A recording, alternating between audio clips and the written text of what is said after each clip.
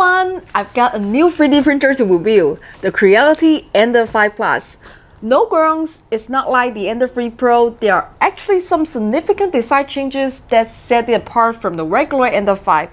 But yeah, I'm not a big fan of the whole Plus, Pro, Max naming thing either. Fortunately, you don't buy Chinese 3D printers for their awesome English, like afraid of wet. The new Creality slogan is a bit better: create reality, achieve dreams. But apparently, we're not just afraid of wet, we are also afraid of commas, or at least an em dash. We can have a whole long discussion another time about why Chinese companies are so unwilling to invest in proofreading. But today, we'll focus on hardware, which unlike English, we are pretty good at. Now, this is the Ender 5 Plus. What about the Ender 5? Well, I never reviewed it. Other reviewers like Teaching Tech, Chap, and Cursive Fabrications just came out with the most incredibly comprehensive videos. I've linked them down in the description box. Honestly, I didn't have anything to add and I didn't want to cover the same ground. I like to offer you something different. So I set it aside for a few weeks. Then I heard from a really interesting young man on Facebook, Samuel Kumapesa from Uganda. Samuel and his friends are drone enthusiasts, and with a 3D printer, they could print many drone parts. This is a very common use for 3D printers. Of course, Sam does not need charity. He's a hardworking, very well-educated young man, so after speaking with his teachers and making sure he has a good character, I make the deal with him. I'd send him my Ender 5 if he shot some video of him and his friends setting it up and using it. I think this would be a fantastic real-world test. It's what 3D printing should be. My sponsors at Creality were very enthusiastic and took care of the shipping. We Chinese are practical and always looking for new markets. Uganda has very high import duties on many items. Local salaries are modest, so spending all day in CAD to copy and repair a broken part or design an original one is not much of an issue. In many ways, it's a perfect environment for 3D printing as a practical small-scale manufacturing solution. It makes perfect sense to send one there, see if some smart young people can make a small business with it. In addition, Eason very generously offered to ship Sam's Drone Club several rolls of 3D printer filament to get started with. Eason makes a very high quality filament I use anyway, so I'm happy to use their products on my channel as a thank you. Both the filament and the 3D printers are on their way. I'll keep you updated and hopefully have some news and video for you soon from Uganda. Anyway, back to the Ender 5 Plus. Let's unbox it, assemble it, level it, and see what we've got.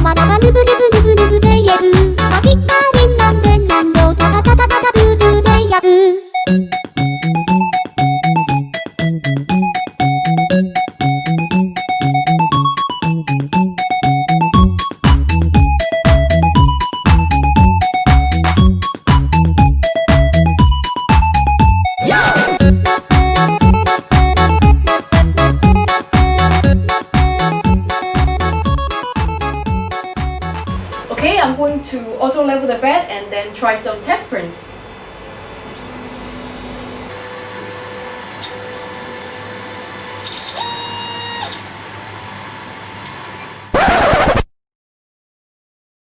Wait, what happened? Well, I got the Ender 5 Plus put together, tried to print, and the firmware was no good. It just kept giving errors, the head crashed into the bed a couple of times. It was bad. I was so busy the rest of the day howling at Creality on the phone that I didn't have time to rack up the video. And the next day, the movers came. So this got shelved for a month while I set up my new place. During that time, Creality fixed all the bugs. And the very patient engineers came over a few days ago to make sure everything went okay and I wasn't going to go on a killing spree. It's my reputation on the line also, after all. Sponsor or not, I can sign off on a lemon. My reputation is the most valuable thing I have.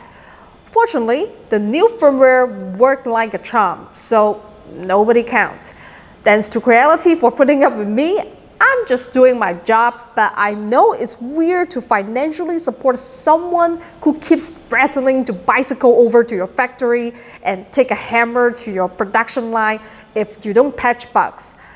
I really appreciate their patience and understanding. So let me show you what I've got. Standard benchy. Looking decent, I wouldn't say exceptional, but good quality for an untuned printer profile. Given the configuration of the hardware, I am comfortable I can improve on that.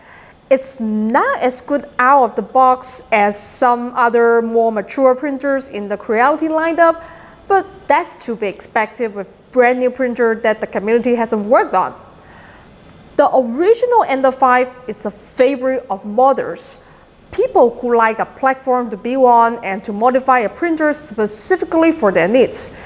As an Ender 3 is a great printer for beginners, prints well out of the box, and modest upgrades will make it print a bit better. The Ender 5 and Ender 5 Plus print well out of the box, but you can get a really dramatic improvement with just a little bit of time invested. Much more than you'll see working on an Ender 3 in my opinion.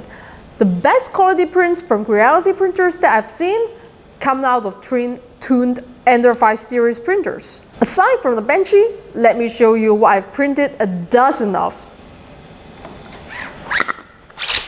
So awesome! It's a type of Chinese sword, a jian, also known as the Scarlet Sword. One of the most talented designers in the 3D printing community, John of 3D Printing World, designed it at my request. He has a whole variety of swords, but they are all European or Japanese, and I thought it would be fun for Chinese kids to have one of our swords from our history. John was so kind and made one, and every kid I've given one to has absolutely loved it. John has one of the most impressive portfolios in the community, including a 3D printer that is almost entirely 3D printed. If you are interested in 3D printing and really want to see some great designs and ideas, you should go check out his channel.